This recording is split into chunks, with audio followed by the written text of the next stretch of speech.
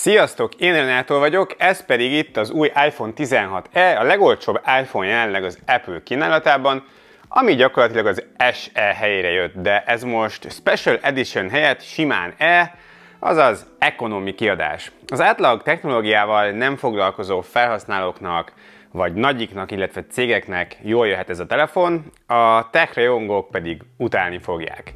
Jön a részletes teszt, kezdjünk!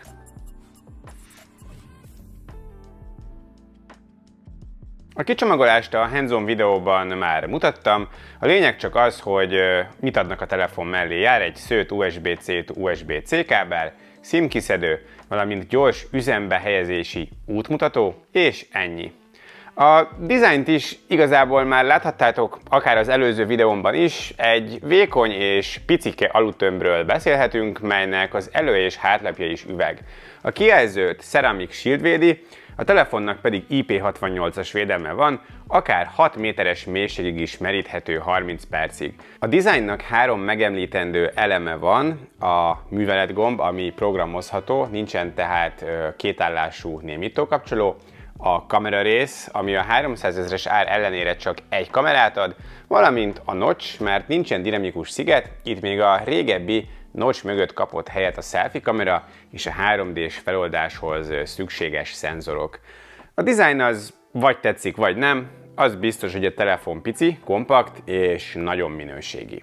A kijelző egy 6,1 hüvelykes OLED panel 60 Hz képfrissítéssel, 800 nites tipikus és 1200 nites csúcsfényerővel rendelkezik. A felbontás magas, így 460 pixel per incses pixelsűrűség van, szóval tűpontos a kijelző. Ez a panel, nos, hát az iPhone 13-ból érkezett, nem éppen egy modern darab. Nyilván az utóbbi időben már nem fejlődtek annyit a kijelzők, így az alapfelhasználó semmit sem vesz észre abból, hogy pár éves darab, mert a színek nagyon szépek, tényleg rendkívül éles is, és 60 Hz-et is csak akkor fogja érezni, hogyha használt már 120 Hz-es telefon, de elvileg a vásárlók nagy része régebbi iPhone-ról érkezik, 12-11 vagy SE-ről, szóval nekik előrelépés lesz így is. A másik észrevehető a fényerő. 800 nites tipikus fényerő azért napfény alatt már ronta a láthatóságon, na meg ugye hát a vastag kávákon is látszik eleve, hogy nem egy csúcspanelről van szó. Ennek ellenére teljesen király ez a kijelző. Az, hogy ezt használtam most napokig, egyáltalán nem jelentett semmilyen hátrányt. A biometriáról 3D-s arcfelismerés gondoskodik, ami gyors és szuper biztonságos megoldás, kiválóan működik, akkor is, hogyha el van fektetve a telefon, ha maszkba vagy hogyha napszemüvegben vagy. A hangzás sztereó és remekül szól, hangos is, és minden tartományban tiszta hangzást, remek minőséget biztosít. Hardveres téren Apple Silicon A18-as rendszercsip van benne, 4 grafikai maggal, 8 GB RAM-mal és alapból 128 GB-s tárhellyel.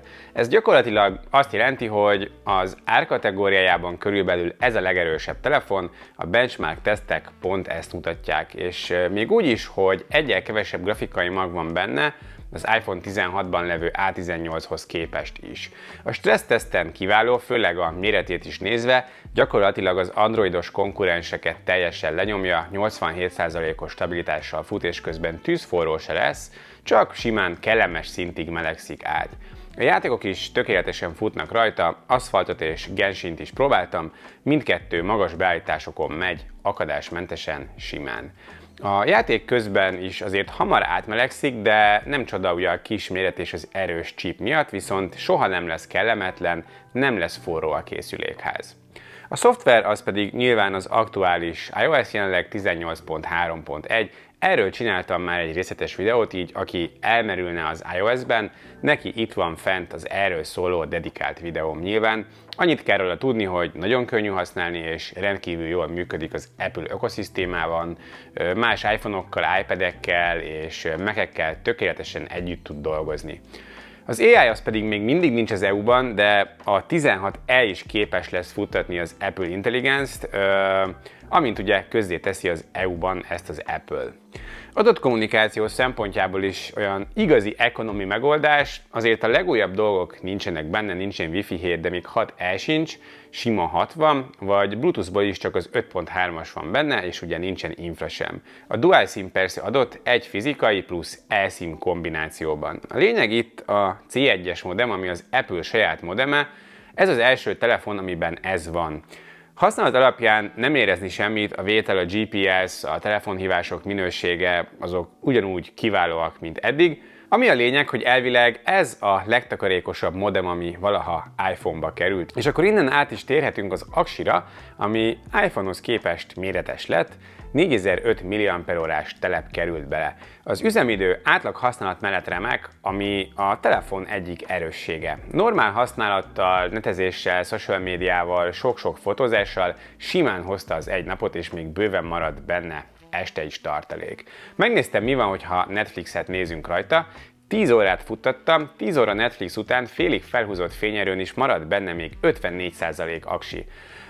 Egy dolog van, ami leszívja, az a GPU intenzív használat, azaz, hogyha komoly 3D játékokkal játszol, de normál esetben bőven bírja az egy napot úgy is, hogy ez egy kompakt telefon, sőt, megkockáztatom, hogy még a 16 Pro-nál is jobb az üzemideje. Tölteni vezetékesen elvileg 20 wattal lehet, vezeték nélkül pedig 7,5 wattos csíszabvánnyal lehet tölteni.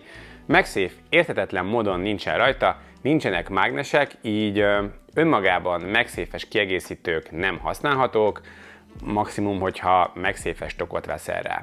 A töltési idő alapvetően lassú, a teljes töltés 1 óra 15 perc, de érdekes, mert más a töltési görbe, mert ez gyorsabb, mint az iPhone 16 töltési ideje, pedig itt fizikailag nagyobb benne az aksi.